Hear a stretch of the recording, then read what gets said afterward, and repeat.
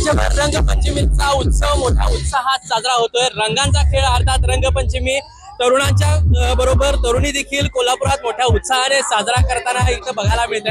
कोल्हापुरातील दुधाळी मैदान परिसरामध्ये आपण आहोत। या ठिकाणी आपण बघतोय की बरेचसे तरुण तरुणी या ठिकाणी आपले रंगात खेळून नाव निघालेले आहेत आणि आपला आनंद व्यक्त करताना या ठिकाणी बघायला मिळतात।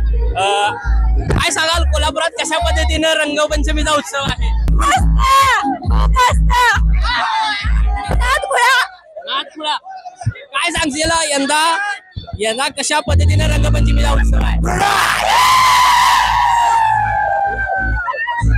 बघू शकताय कोल्हापूरकर मोठ्या उत्साहाने या ठिकाणी रंगपंचमी साजरी करतायत। कशा पद्धतीने रंगपंचमी साजरी करतात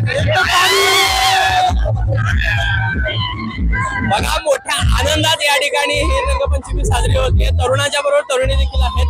कशा पद्धतीने यंदा कोल्हापुरात रंगपंचमीचा उत्साह आहे? एक नंबर व्यवस्था आहे। आम्ही कायम येत नाही, पण यावर्षी खास हे आयोजन केले म्हणून आलोय आणि खूप मजा येते आम्हाला। नक्कीच आपण बघू शकतोय जे कोरडे रंग आहेत त्याच्याबरोबर पाण्याचा देखील वापर या ठिकाणी होतोय आणि त्याचबरोबर मोठ्या आनंदात या ठिकाणी सगळेजण रंगपंचमी साजरे करताना बघायला मिळतात। काय सांगाल, कोरडे रंग आहेत त्याचबरोबर रासायनिक रंग न वापरता यंदाची रंगपंचमी साजरी होती?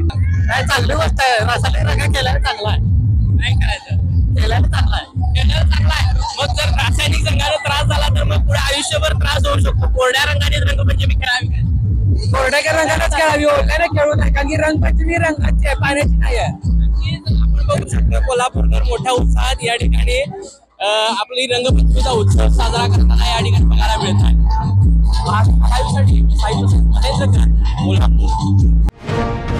अशाच ताज्या अपडेटसाठी महासत्ता न्यूजला सबस्क्राईब करा।